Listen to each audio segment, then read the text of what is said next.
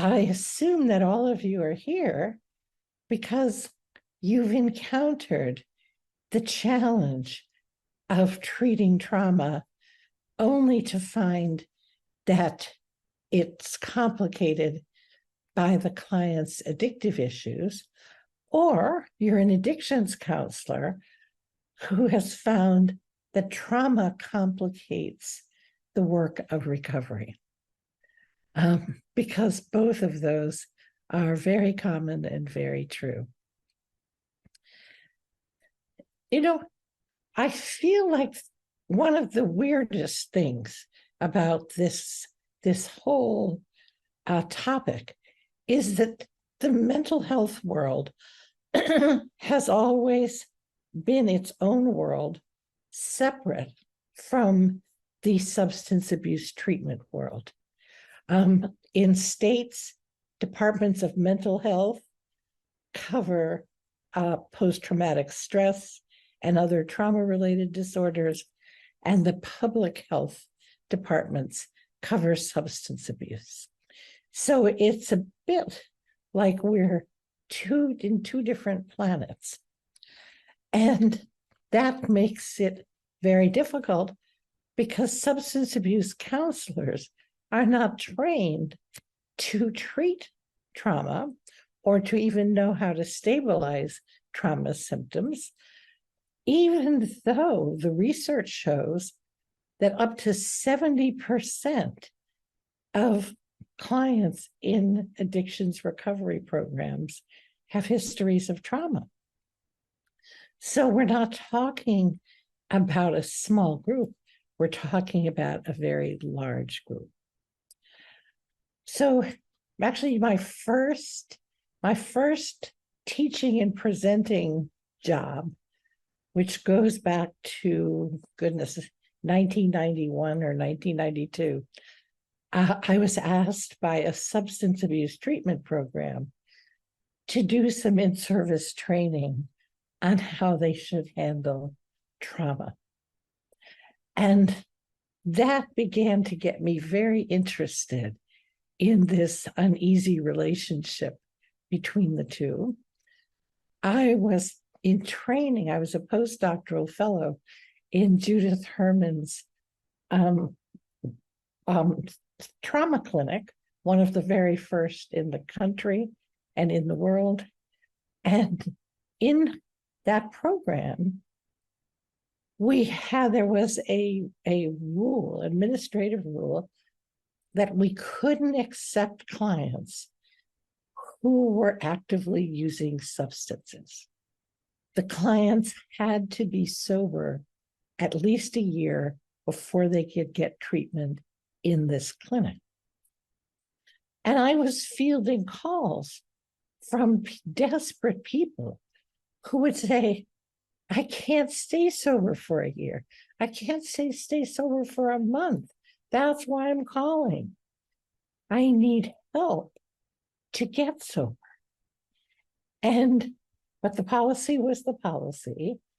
I heard their cries and I thought, we can't do this to them, because I was aware that the relapse rate among trauma survivors who are trying to get sober is dramatically higher. So obviously, these desperate people who called the clinic were quite right. They needed help in order to get sober. On the other hand, therapists, my colleagues in private practice and even in clinic settings, felt very surprised and alarmed by the addictive behavior they discovered their clients had in addition to the trauma, and found it alarming to deal with the risk management piece. Because of course, there is always the fear that our clients will overdose, will hurt themselves or someone else in a car accident. Right, the challenges are many. I had a client who I constantly worried would be arrested for buying drugs on the street. And so as much as substance abuse counselors find the trauma piece difficult, and as much as traditionally trained therapists may find the addictions piece complicated, we end up, just because our clients bring both to us, we end up having to treat both. Now, let me start out by clarifying the definition of trauma that we're going to use, because one of the things that has happened over the past 30 years is that trauma, in the 1990s, we had to convince people that traumatic events happen, because I don't know if you all are old enough to remember, when trauma was defined as an event outside the realm of normal human experience. And then there was an uh-oh, once we discovered that actually trauma was not an unusual event. But now the word trauma is being used to cover a multitude of experiences, from distressing to what I would define as traumatic. Also, because we have a bias that treating trauma means treating the events, we tend to overlook the fact that the events, most traumatic events, occur in a context, in a traumatic environment. So child abuse consists of events, sure, but it takes place in a traumatic environment. The child is not just scared on the days that something happens. The child is scared in anticipation all day, every day, even if nothing happens for weeks. So most trauma is a set of enduring conditions. It's a traumatic environment that includes war, child abuse, domestic violence, even natural disasters like hurricanes or earthquakes. The earthquake may be the precipitating event, but it creates a set of enduring conditions. And those events or that environment has to be overwhelming. It has to overwhelm the individual's ability, often just to stay present and know what's happening. It overwhelms the capacity to tolerate the feelings, comprehend the experience, and or the individual experiences what feels like a threat to life, to sanity, or bodily integrity. Many clients have described to me the feeling of their whole bodies imploding or fragmenting. So they felt like they were just little pieces scattered on the ground. That was not physiologically true, but that was the subjective sense. I was destroyed. And I really want to emphasize that trauma is relative, that trauma is subjective and it's relative. So it really depends on how vulnerable the individual is. Children, of course, are the most vulnerable. Individuals with disabilities, also very vulnerable. Elderly people, vulnerable. Many of us are vulnerable. but particularly children. So we know there's lots of research that shows through the attachment research that parenting that is described as frightened or frightening causes the same symptoms as child abuse. Bruce Perry has shown the effects of really, I would call it traumatic neglect, or separation or abandonment causes the same effects on the developing brain as what we would consider trauma. We know there's from research that being a witness to violence is traumatic. I once treated a 15-year-old girl who had grown up watching her mother and her brothers get attacked by her father.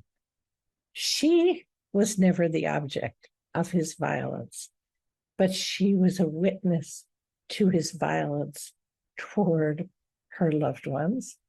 And by the age of 15, she had very severe PTSD. Homelessness, loss of home, family, right? Home is a place. It may not be a very fancy place. It may be a very impoverished place, but loss of connection to where children live, who takes care of them, all of that is traumatic. Rachel Yehuda has done a brilliant study showing that using a group of Holocaust survivor parents, she has shown that if the parent has PTSD, the adult child is likely to have PTSD. And that if the parent doesn't have PTSD, the adult child didn't develop PTSD even when they were traumatized by other events. So it's quite a remarkable study. We know that medical trauma has a very, very terrible effect on children and adults, but particularly on children, because we always think, that heart surgery at age 6 weeks saved the child's life. Who would question that? Right? Just think of premature babies and the invasive procedures that keep them alive. Many, many of our clients and potential clients had medical trauma as children, and it causes the same effects as any other kind of trauma. And then we have to remember that the death of a parent or parent figure for children is a trauma, right? For adults, a traumatic loss would be traumatic. For example, I had a client whose husband committed suicide after 40 years of marriage, 30 years of marriage. That was a very traumatic loss. But for children, all losses of attachment figures are traumatic. So, as you can see, children are incredibly, incredibly vulnerable. And the reason I wanted to emphasize how we're defining trauma is that as the years have gone on, the pendulum has swung from 1990. People thought we were all a little crazy talking about trauma. And I can remember psychiatrists saying, sexual abuse is not good, but it doesn't harm the individual. And now we would be horrified if someone said that. The other end of the pendulum tends to label as traumatic many very painful and distressing experiences, like emotionally unavailable parents or very critical and rigid parents. So the lack of nourishment is now considered traumatic, as opposed to the lack of nourishment plus abuse, which is the original definition of developmental trauma, is trauma that occurs during development. And now we've broadened it to mean many other things.